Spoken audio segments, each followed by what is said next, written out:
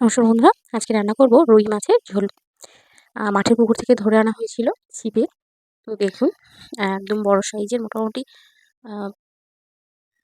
আ মাথা নিয়েছি, আম লেজা নিয়েছি, চাকা নিয়েছি, পেটি নিয়েছি। আর হবে আলু কচু দিয়ে, যেহেতু বড় মাছ সেহেতু কচু দিয়েই করলে বেশি ভালো লাগবে। বড় মাছ কচু দিয়েই ভালো লাগবে। ওখানে কড়াইটা বসিয়ে দিয়েছি, গ্যাসটাকে জ্বালিয়ে দিয়েছি। কড়াইটা গরম হতে থাকুক। চলে এসেছি মাছগুলোতে নুন মাখিয়ে নিতে। স্বাদ মতো লবণ দিয়ে দিলাম। হলুদগুলো দিয়ে ভালো করে মাখিয়ে নিলাম।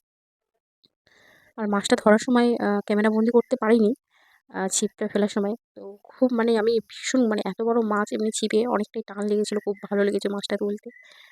কড়াইটা গরম হয়ে গেছে, তেল দিয়ে দিলাম। এখানে সর্ষের তেল না, রিফাইন তেল ব্যবহার করছি, সাদা তেল। গরম হতে থাকুক তেলটা।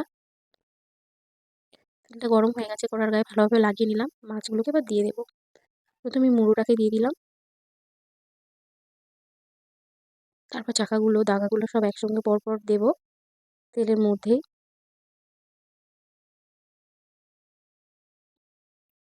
আর দেখবে এমনি যে জাল খ্যাপা জাল বলে, ফিকে যে জাল ফেলে, তার থেকে ছিপে যে মাছ পড়ে, তার অন্যরকম। সে ছোটো হোক বা হয়তো সেই মাছ জালে পড়লে আমরা নিই না সচরাচর, দিয়ে ছেড়ে দিই, ফেলে দিই। কিন্তু আমরা ছিপে কিন্তু কোনো মাছ পড়লে সেই মাছটাকে কিন্তু ফেলি না, নিই। কারণ অনেক কষ্ট করে ধৈর্য ধরে ফেলি, তো অনেকক্ষণ অপেক্ষা করার পর একটা খুঁটোর দেয়। তো তারপরেই মাছটাকে ধরি, সেহেতু তার মজাটাই সম্পূর্ণ আলাদা হয়। ব্যাস, মাছগুলো কিন্তু একদিকটাও দুদিকেই ভাজা হয়ে গেছে। এবারে তুলে নেব মাছগুলোকে।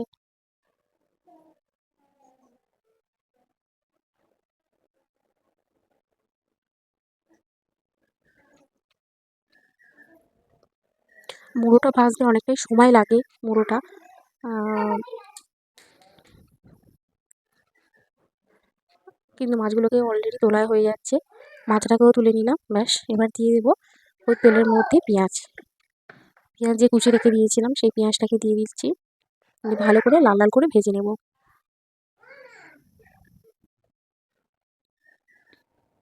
দিয়ে দিচ্ছি আলু আর কচু সবজিগুলো। দিয়ে ভালো করে নাড়াচাড়া, ভালো করে ভাজা ভাজা মতন করে নেব।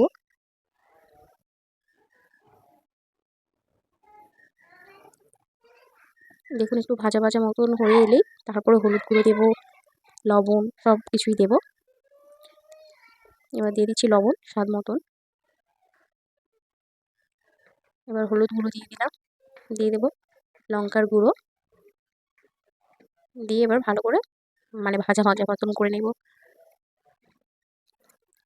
হয়ে গেছে আমার কষানো, এবার কিন্তু জল ঢেলে দেবো। আর আমি জিরেটা আজকে পরেই দেবো। স্বাদটা একটু অন্যরকম লাগবে। সবসময় কষানোর সময় দিই, তার স্বাদ একটা অন্যরকম হবে। আর ঝোল হয়ে আসার পরে তখন দেবো, তার স্বাদটা একটা অন্যরকম হবে। ব্যাস, মিনিমাম এরকমই জল দিলাম। দিয়ে এবার মাছগুলোকে দিয়ে দেবো এক এক করে, ঝোলের মধ্যেই দিয়ে দেবো।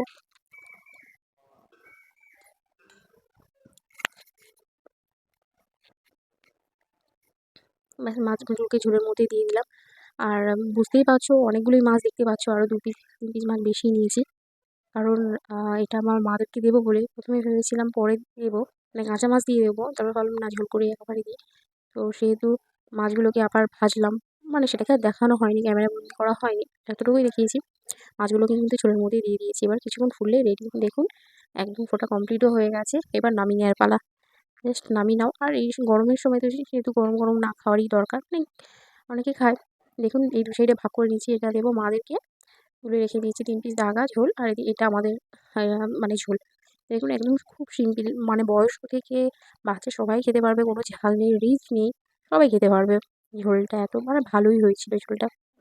সবাই ভালো থাকবেন, সুস্থ থাকবেন। সকলকে ধন্যবাদ।